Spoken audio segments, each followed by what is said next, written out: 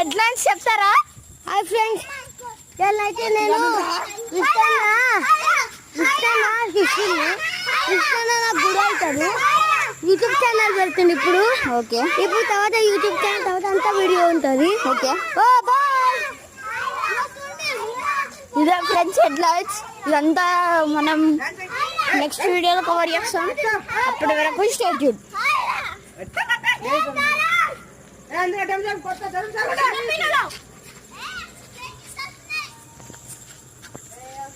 చూడండి ఫ్రెండ్స్, ఇక్కడ ఒక పెద్ద గాడిద ఉంది.